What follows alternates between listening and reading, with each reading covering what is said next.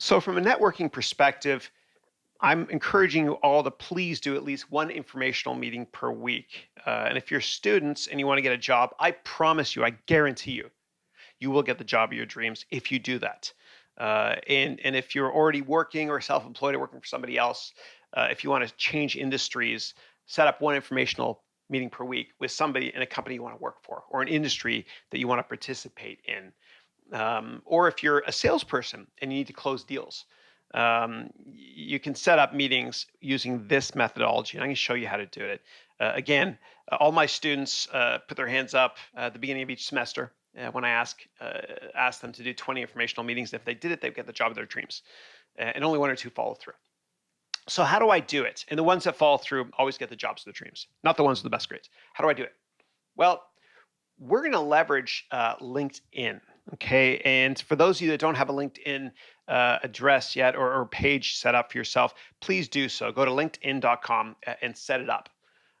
It's the most important networking tool that's ever been creating, and it's changed my life, and it'll change your life too. In fact, my success rate on getting meetings with people I've never met before using LinkedIn is 95%. And I don't say that to impress you. I say it to impress upon you the fact that you can set up informational meetings or potential sales meetings or potential job meetings with anybody. And I'm going to teach you how to do it. And not many people do this yet, which is why it works well. So before I get started with this, I want to mention, I don't ever want you to send cold emails to people that you've never met before. I don't ever want you to pick up the phone anymore and ask for help because everybody does that today, right? I want you to stand out and do something different, okay? So go to LinkedIn, log in, and if you haven't already done so, pay for the premium service, which is $30 a month. It's worth every penny. Or you can try the first month for free. Just try it out and then cancel. And right beside the search bar, you'll see something that says advanced. That's advanced search. So I want you to click on that, okay? Then what I want you to do is I want you to search for people that have something in common with you, okay? And so I'm not from Bombay, but I put the keyword Bombay in here, for example. Let's assume that you are from Bombay. So you enter in the keyword Bombay, and then you enter in the zip code that you live in. So I threw the zip code of the Upper East Side of Manhattan in New York City, where I used to live. That's 10128, okay? And it's basically going to search a 50 or 100 mile or kilometer radius around that zip code for all people that are from Bombay. Okay, and you'll see that there's over 4,000 people that show up that are from Bombay that live in that zip code. Okay, and the farther away you get from home, the more people want to help you and meet with you. Okay, and so how do we do it? Well, you don't click connect.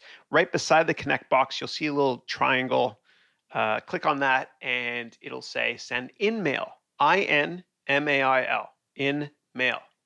Send an in-mail because nobody does this, or hardly many people do this yet, right? That's your competitive advantage. Not many people do it. And so here's the in-mail screen. And so for the subject, you just type in the word hi. You never have to say why you want to meet. You just want to set up a meeting. And the contents of the message are pretty simplistic. You say, Shiv, hope all is well. I'm also from Bombay, and I live in New York City, period. Please let me know if you have time to meet for a coffee or tea. Thanks a lot, Chris. And you can also use this exact same methodology for the school you went to. So let's say you went to McGill University, which I did, up in Montreal, Canada. And let's say that I'm in Brazil. I'm in Rio.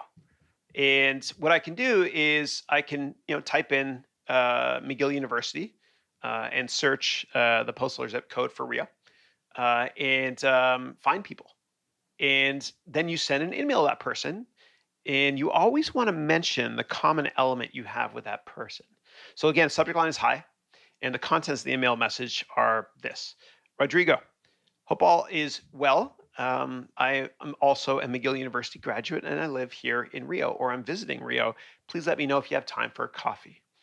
And so 3 words that are important there are please, thank you, student, right? And if you're not a student, just please thank you. And again, always mention the element you have in common with this person, right? You're from the same hometown uh, or same country, or you went to the same school, right? And you'll be amazed. People want to help you. Keep it short. There's a reason why Twitter is very successful today. You always want to keep it short. Less is more, and you will amaze yourself with how successful you will be in networking if you just use this tool. Now, back in the old days, in the 70s, Steve Jobs networked using the phone. Now, phone doesn't work now, but it did then.